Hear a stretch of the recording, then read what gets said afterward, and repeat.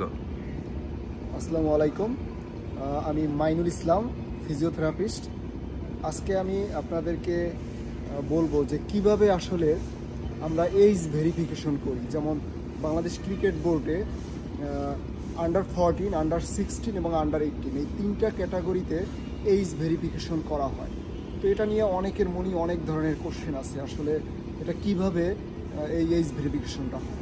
তো প্রথম আমরা যেটা দেখি, দুইটা কাগজকে আমরা সব থেকে বেশি গুরুত্ব দিই। প্রথম হচ্ছে জন্ম সনদ এবং স্কুল সার্টিফিকেট।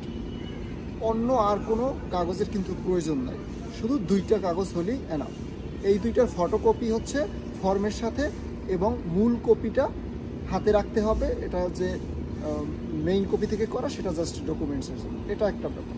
আর সেকেন্ড হলো আপনার কয়েকটা ক্রাইটেরিয়া দেওয়া আছে। যেমন আমি যদি এবছরের কথা বলি যে 1 সেপ্টেম্বর 2010 এর আগে যারা আছে বা এর পরে যারা, তারা হবে আন্ডার এজ, এবং 1 সেপ্টেম্বরের ভিতরে যারা আছে তারা হবে আন্ডার 14, এবং 2008 1 সেপ্টেম্বর তারা যাবে আন্ডার 16, এবং 1 সেপ্টেম্বর 2016 যাদের জন্মসাল তারা যাবে আন্ডার 18।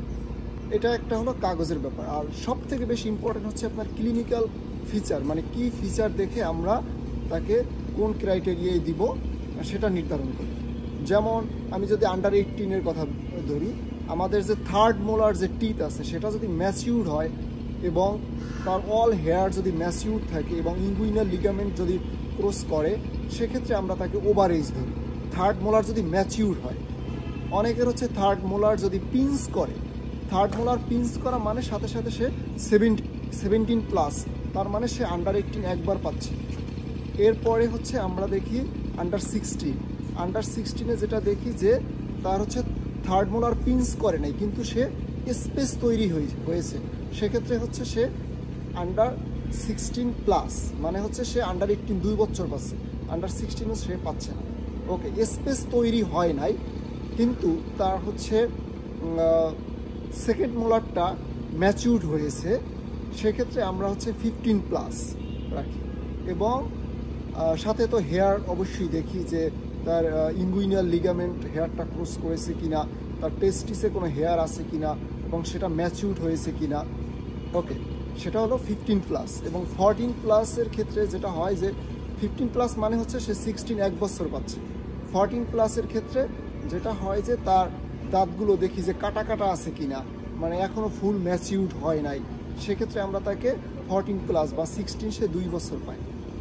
ওকে, এর হচ্ছে আন্ডার 14। আন্ডার 14-এ যেটা হয় যে তার আমরা দেখি যে তার থার্ড মোলার সেকেন্ড তো থাকেই না, সেকেন্ড মোলারটাও থাকে এবং পুরোপুরি ম্যাচিউরড না, সাথে হচ্ছে তার ফেসিয়াল হেয়ার আছে বাট ম্যাচিউরড না, এক্সিলারি হেয়ার আছে বাট ম্যাচিউরড না, এবং তার পিউবিক হেয়ারও আছে কিন্তু ম্যাচিউরড না, সেক্ষেত্রে আমরা তাকে আন্ডার 14-এ রাখি।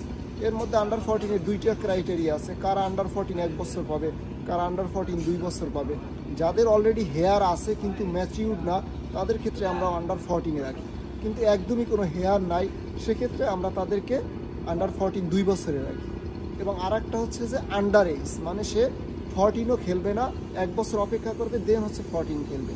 সেক্ষেত্রে যদি তার বার্থ সার্টিফিকেট দেখা গেছে যে না, সে বার্থ সার্টিফিকেটে ফিজিক্যাল ফিচারে সে আন্ডার এজ, কিন্তু বার্থ সার্টিফিকেটে দেখা গেছে যে না, এবার যদি তাকে আন্ডার এজ দেওয়া হয় তাহলে সে পরবর্তীতে বার্থ সার্টিফিকেট অনুযায়ী আন্ডার 14 1 বছর পাচ্ছে, সেক্ষেত্রে আমরা অনেক সময় তাকে আন্ডার এজে রাখতে পারি না, তখন আমি তাকে আন্ডার 14 2 বছর বা আন্ডার 14 আমরা 1 বছর দিয়ে থাকি। এবং যদি কোনো হেয়ারই না থাকে এবং আমরা ফেসিয়াল একটা এক্সপ্রেশন দেখি, এইসব ক্ষেত্রে বিবেচনা করে আন্ডার এইজ দেই, এবং হচ্ছে সেক্ষেত্রে আমাদের জন্ম সনদটাকে বিবেচনা করি। ধন্যবাদ। থ্যাংক ইউ ভেরি মাচ সোহাগ ভাই। আমার মনে হয় আপনার এই আলোচনার মাধ্যমে যারা অভিভাবকবৃন্দ এবং যারা খেলোয়াড় আছে তাদের কাছে এই বিষয়টা সম্পূর্ণভাবে ক্লিয়ার হয়ে যাবে। Thank you very much.